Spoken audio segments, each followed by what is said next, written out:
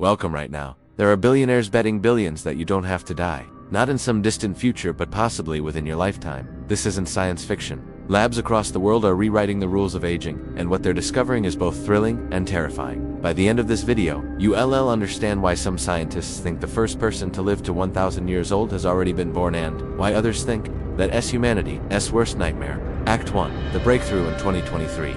Dr. David Sinclair's team at Harvard made headlines by reversing aging in mice, not just slowing it, but actually making old mice biologically younger. They did this by resetting cellular age markers using proteins that reprogram cells. One 12-month-old mouse equivalent to a 50-year-old human regained the vision and cognitive function of a young adult. The blind mice could see again. The forgetful mice remembered. It was like watching Benjamin Button happen in real life. But here's where it gets real. This isn't the only breakthrough. Altos Labs, funded with $3 billion by Jeff Bezos and others, is working on cellular reprogramming in humans right now. They've recruited some of the world's top scientists, including Nobel Prize winners, and they have one mission: defeat aging.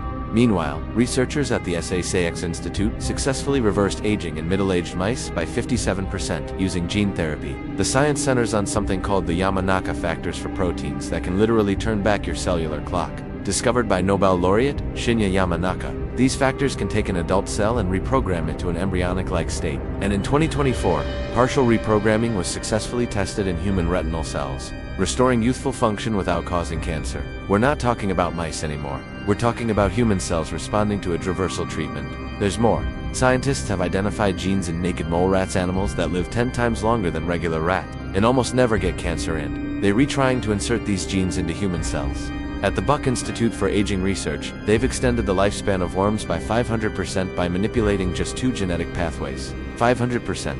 If that translated to humans, we'd be living to 400 years old. Act 2. The dark side, but every attempt to cheat death comes with a price tag written in risk. When scientists pushed cellular reprogramming too far in mice, they didn't get immortality, they got tumors. Fast-growing, deadly tumors. Because here's the problem. The same mechanisms that make cells young again are dangerously close to the ones that make cancer cells immortal. Cancer cells have already figured out immortality. They divide forever, ignoring all the body's stop signals. We're essentially trying to steal their playbook without triggering the same disease. Elizabeth Parrish, CEO of BioViva, made herself the first human to undergo experimental gene therapy for aging in 2015. She injected herself with telomerase lengthening genes and myostatin inhibitors. She's still alive. Claims her biological age decreased by 20 years. But we have no long-term data on what happens when you fundamentally alter human cellular aging in a living person. She could be a pioneer or a ticking time bomb. Then, there's the senolytics research drugs designed to kill zombie cells that cause aging. These senescent cells accumulate as we age, spewing inflammatory chemicals that damage surrounding tissue. They work brilliantly in mice. But in 2022, a clinical trial had to adjust protocols when participants showed unexpected immune responses. We're essentially experimenting on the most complex biological system we know, the human body. And there's a darker possibility nobody wants to talk about. What if we succeed at extending life but fail at maintaining quality? Imagine being 180 years old with the body of a 90-year-old for 100 years, extending suffering, not life. Act 3. The ethical nightmare now. Imagine this technology works. Really works. Who gets it first? The wealthy, obviously. A longevity treatment could cost millions initially, maybe tens of millions. Not just talking about inequality, we talking about a biological caste system where the rich live for centuries while the poor die on schedule. The wealth gap is already obscene. Now add a lifespan gap. Elon Musk could literally be running companies in the year 2300 while your great-grandchildren struggle to afford healthcare. Dr. Nir Barzilai, director of the Institute for Aging Research, warns that if we extend life without extending health span, we're creating a nightmare. People living to 150 in nursing homes, dependent, suffering, bankrupting healthcare systems. The question isn't just can we live forever, but should we want to? And there's something darker: overpopulation. Earth's resources are already strained with 8 billion people who die. What happens with 20 billion people who don't? Do we stop having children? Because if nobody dies and people keep having babies, we hit carrying capacity fast. Does the human species just freeze? With the same people running the world for centuries? The same politicians? The same CEOs? The same ideas? Never making room for fresh perspectives. Then there's the psychological question nobody's really asking. The human brain evolved from maybe 80 years of experience. What happens to a mind that's been conscious for 200 years? 500 years? Do memories start overriding each other? Do we lose the ability to find meaning when nothing is scarce anymore, including time itself? Does eternal life become eternal boredom? Psychiatrists are already warning about longevity, depression, the existential crisis of having too much time. And here's the really disturbing part. Immortality might not mean eternal youth. It might mean eternal middle age, or eternal old age that just never ends in death.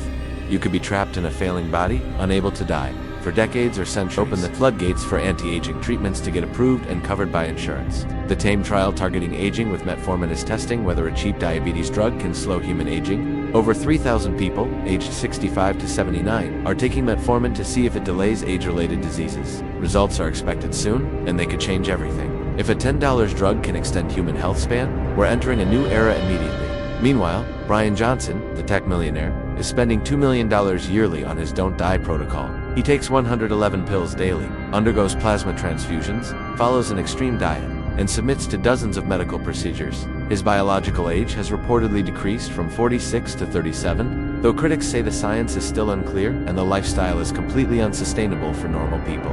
Then there's rapamycin, an FDA-approved drug that extends lifespan in every animal. It's been tested on mice, flies, worms. Some longevity enthusiasts are already taking it off-label. Silicon Valley executives are microdosing it, but it's an immunosuppressant. The long-term effects in healthy humans? Unknown. In Japan, researchers are developing aging clocks, using AI to predict your biological age from blood tests with 95% accuracy. This means we can finally measure if interventions actually work without waiting 50 years to see who dies.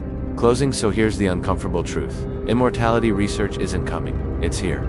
The question is no longer if, but when, and who. Will you live to see 150? Maybe. Will your children live to see 200? Increasingly likely. Will it be the blessing we imagine, or a curse we can't escape? That's the question that keeps scientists up at night, ironic for people trying to give us unlimited nights to lose sleep over. The race to defeat death is happening now. Billions are being invested.